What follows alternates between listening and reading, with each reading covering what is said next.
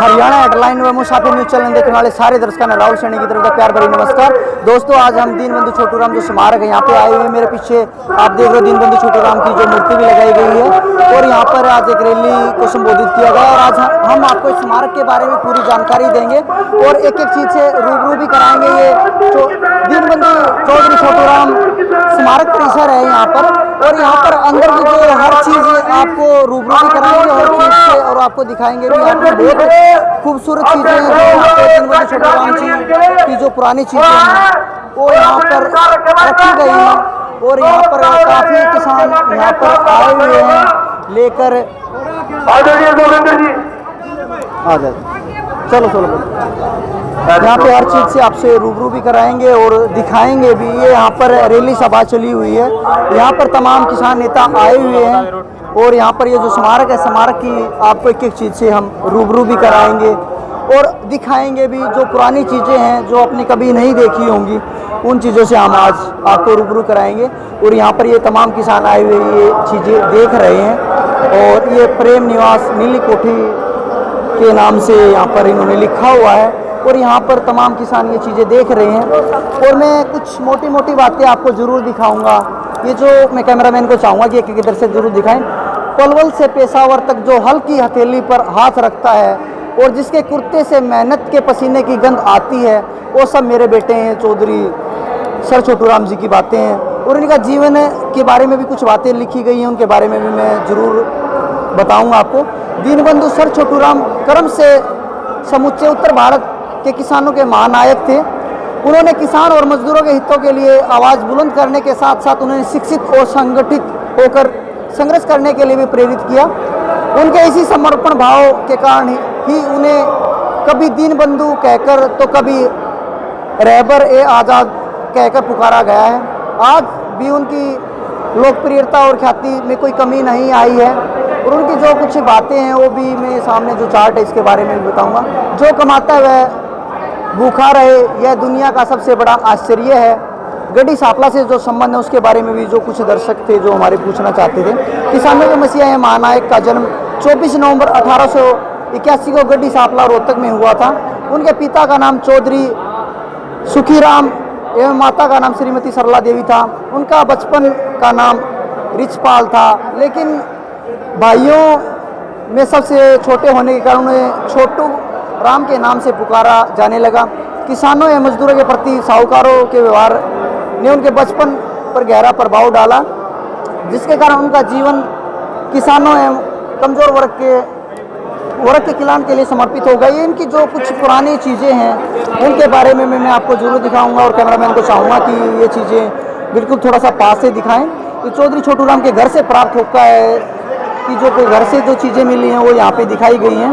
और ये जो हुक्के का चिमटा है, ये देखिए कितना बड़ा चिमटा है, ये शायद लोहे का लगता है मुझे, ये भी यहाँ पे रखा गया है। और चौधरी छोटूराम के घर से प्राप्त तलवारें जो घर से मिली हैं वो चीज़ें यहाँ पर दर्शाई गई हैं। 2 तलवारें हैं यहाँ पर। और एक और आश्चर्य की बात है जो कभी किसी दर्शक ने नहीं देखा होगा, जो पगड़ी रखने का जो बॉक्स है, ये देखिएगा। आजकल के लोगों को तो पगड़ी का भी नहीं पता है कि पगड़ी कैसे बांधी जाती है, लेकिन जो पहले के लोग थे, जो हरियाणा के लोग थे, पंजाब के, पगड़ी बांधते थे। और ये चौधरी छोटूराम के जो कपड़े हैं, ये जो कोट हैं, ये भी यहाँ पर रखे गए हैं।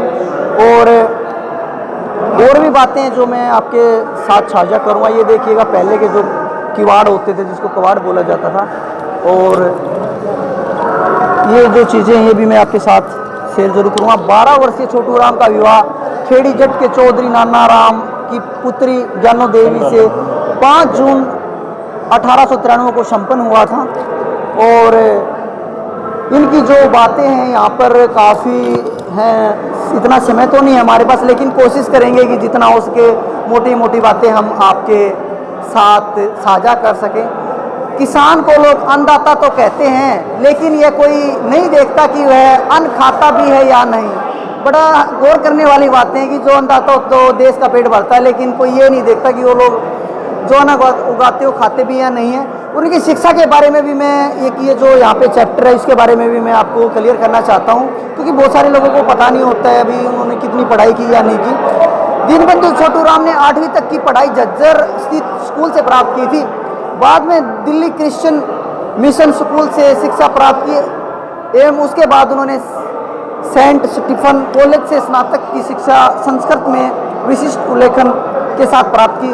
सन 1912 में आगरा कॉलेज से LLB करने के पश्चात उन्होंने वकालत आरंभ की। उनके विद्यार्थी जीवन के दौरान उनकी प्रतिभा एवं शिक्षा में रुचि से प्रभावित होकर सेठ छाजूराम ने उनकी शिक्षा प्राप्त करने में सहायता की थी। ये जो इनकी शिक्षा के बारे में ये बातें में हमने आपको शेयर करी है। राजनीतिक यात्रा के बारे में भी बात करेंगे, उनका राजनीतिक में क्या योगदान रहा या नहीं रहा उसके बारे में। प्राकृतिक रूप से तो रोजमर्रा हजारों लोग जन्म लेते हैं, लेकिन सही मायने में जन्म उसका सार्थक होता है जो मानव जाति को उत्थान की राह पर ले चलता है। राजनीति के बारे में पहली बार जब रोहतक में कांग्रेस कमेटी का गठन किया गया तब दीनबंधु छोटूराम रोहतक कांग्रेस कमेटी के पहले प्रधान बने थे। सन 1920 में उन्होंने कांग्रेस छोड़ दी क्योंकि उनका विचार था कि असहयोग आंदोलन से किसानों का हित नहीं होगा। वो आज़ादी की लड़ाई को संवैधानिक तरीके से लड़े जाने के पक्षधर थे। बाद में उन्होंने यूनियनिस्ट पार्टी जमींदारा लीग का गठन किया। उनकी पार्टी ने पंजाब विधानसभा का चुनाव जीता और कई साहसिक एवं महत्वपूर्ण निर्णय लिए। विधानसभा में उन्होंने कई ऐसे अधिनियम पारित करवाए जिनमें किसानों को ब्याज पर लिए गए धन पर राहत प्राप्त हुई। कर्ज माफी अधिनियम 1934, साहूकार पंजीकरण एक्ट 1938, गिरवी जमीनों की मुफ्त वापसी एक्ट 1938 में ऐसे ऐतिहासिक कानून है जिनको बनाने में दीनबंधु छोटूराम की अहम भूमिका थी। ये इनका राजनीतिक करियर था। और इनकी और बातें जो हम आपको हर चित्र के साथ साझा भी करेंगे और दिखाएंगे भी। किसानों को पिछड़ापन दूर करने और उनका शोषण रोकने के लिए किसानों को चुनी गई संस्थाओं, सरकारों, सेवाओं और शिक्षा संस्थानों में बराबर का प्रतिनिधित्व दिया जाना चाहिए। इनकी बात ही किसानों के लिए शिक्षा पर बल। युवा पीढ़ी को दीनबंधु छोटूराम ने उच्चतम एवं तकनीक शिक्षा के लिए सदैव प्रेरित किया। उनका प्रारंभिक जीवन अभाव में गुजरा, इसलिए गरीब छात्रों की शिक्षा एवं रहन सहन का भार उठाना उनके लिए एक स्वाभाविक कर्तव्य था। मंत्री पद पर रहते हुए अपने वेतन का एक हिस्सा उन मेधावी छात्रों के लिए रखते थे जो शिक्षा का खर्च वहन करने में असमर्थ थे। विद्यार्थियों की मदद करते समय उन्होंने जाति अथवा धर्म का भेदभाव कभी नहीं किया। ये भी एक बहुत अच्छी सोच थी उनकी भी। उन्होंने कभी उसका विरोध नहीं किया और वो एक समान मानते थे।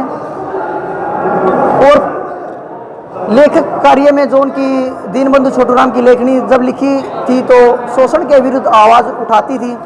सन 1915 में उन्होंने सामाजिक चेतना लाने के लिए जाट गजट नामक पत्रिका का प्रकाशन आरंभ किया था।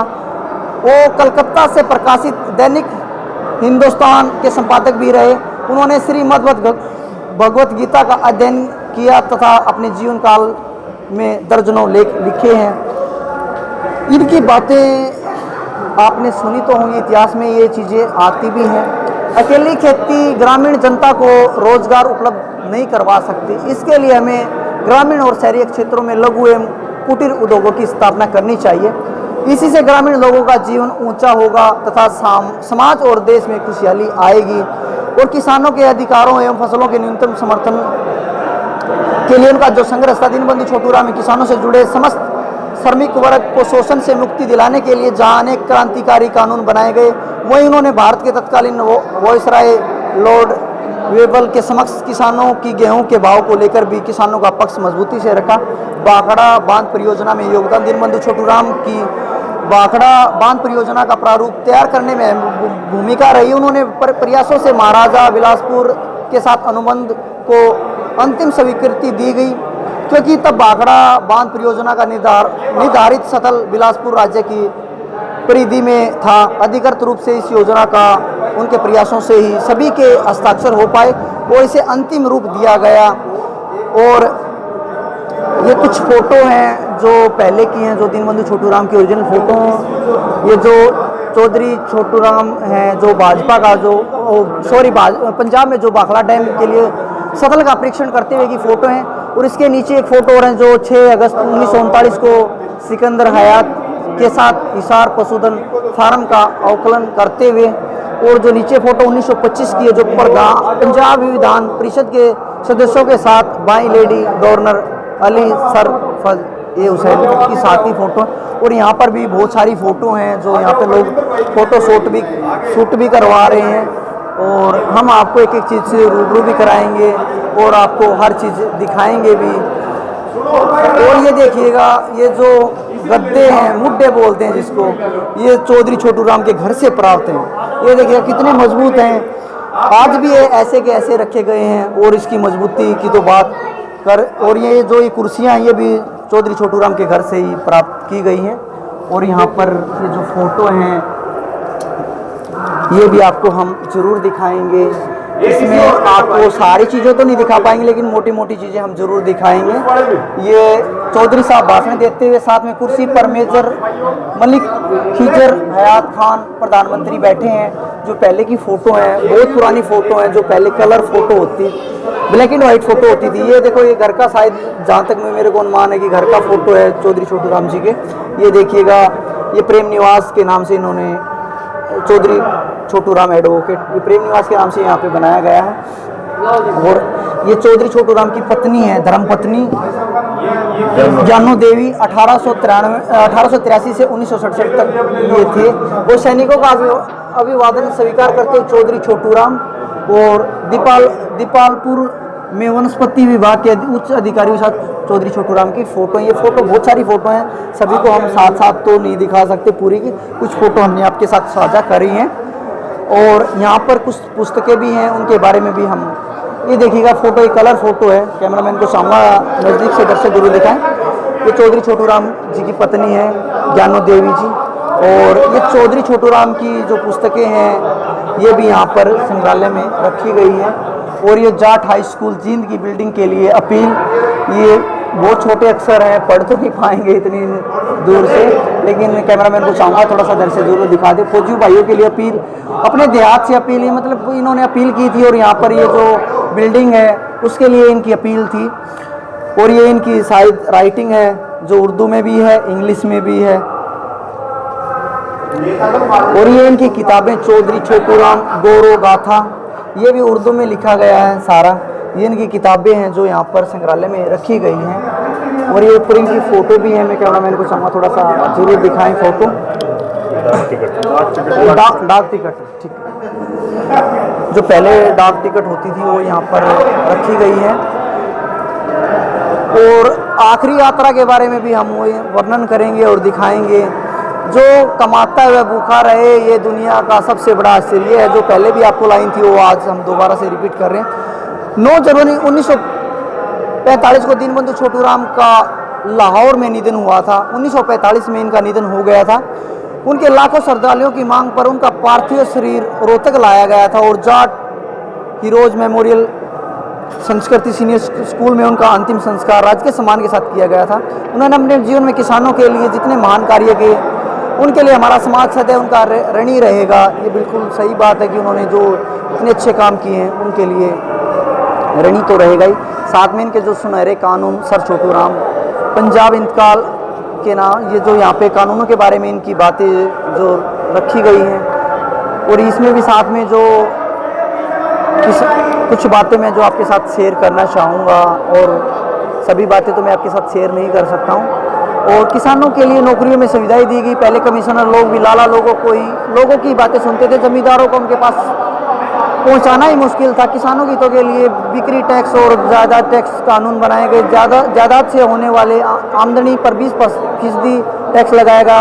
किराया वही रहा जो आज से 2 वर्ष पहले लिया जाता था, तो वह बढ़ाया नहीं गया।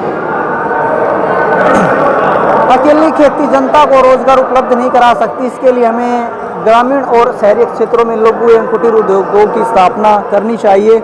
इसी से ग्रामीण लोगों का जीवन ऊंचा होगा तथा समाज में और देश में खुशहाली आएगी। और किसानों के अधिकारों एवं फसलों के न्यूनतम समर्थन मूल्यों के लिए संघर्ष, ये जो बातें हमने पहले भी आपके साथ शेयर करी हैं। और भाखड़ा डैम के बारे में बात शेयर करी है, ये हमने आपको पूरी चीज़ों से अवगत भी कराया है। और साथ में कुछ बातें जो और ऊपर हैं, उसके बारे में भी हम आपसे बात भी करेंगे और वो चीज़ें हम दिखाएंगे। कैमरामैन को चाहूँगा साथ साथ दर से भी दिखाते रहें। ये पुरानी फ़ोटो हैं जो चौधरी छोटू राम जी की, ये फ़ोटो जरूर दिखाना, ये ओरिजिनल फ़ोटो है इनकी। जो भाखड़ा डैम था जो, उसके बारे में तो हमने आपको बताई, उन्होंने कितनी इसके लिए लड़ाइयाँ लड़ी। दीनबंधु सर छोटू राम ने संयुक्त पंजाब के अकालग्रस्त एवं सूखा पीड़ित दक्षिण क्षेत्रों को हरा भरा बनाने तथा सिंचाई की सचमुच व्यवस्था करने की भावना से बाखड़ा बांध परियोजना के प्रस्ताव को प्रांतीय एवं केंद्रीय सरकार तक पहुंचाया गया। इसको क्रियान्वित करने के लिए जीवन में आखिरी सांस तक उन्होंने लड़ाई लड़ी। वो बाखड़ा डैम परियोजना के जन्मदाता थे। उन्होंने बाखड़ा परियोजना को लागू करने के लिए सतल चयन में महत्वपूर्ण भूमिका अदा भी की गई थी। मोर शिकार पर पाबंदी 1933 में चौधरी छोटूराम ने भ्रष्ट सरकारी अफसरों तथा और सूदखोर महाजनों के शोषण के खिलाफ अनेक लेख लिखे हैं। कोर्ट में उन्होंने विरुद्ध मुकदमे लड़े और वह जीते भी हैं। मोर बचाओ आलेख के माध्यम से उन्होंने लोगों को चेतना जागृत करते हुए अंग्रेजों को कहा कि हिंदू मोर की हत्या को पाप मानते हैं।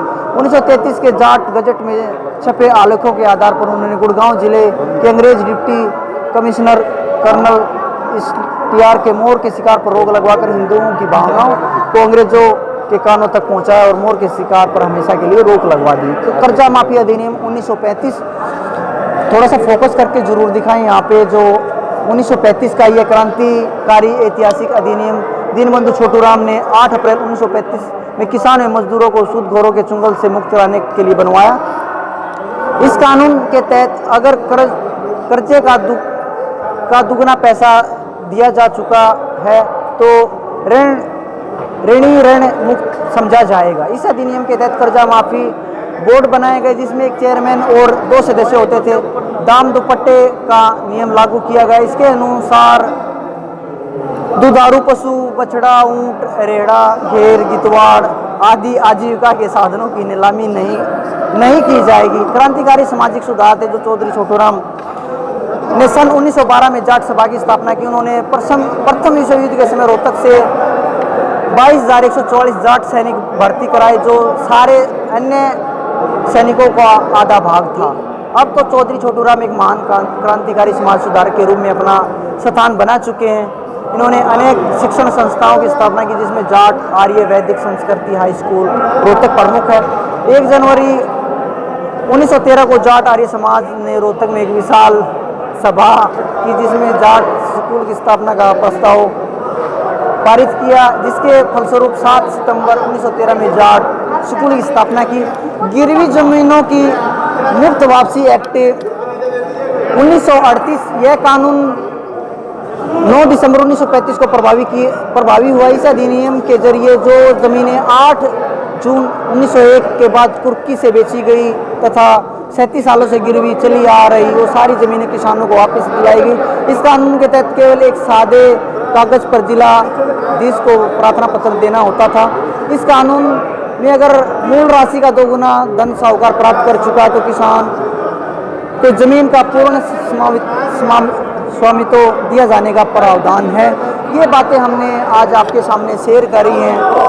समय तो काफ़ी लग गया लेकिन आपको हर चीज़ से हमने अवगत भी कराया है।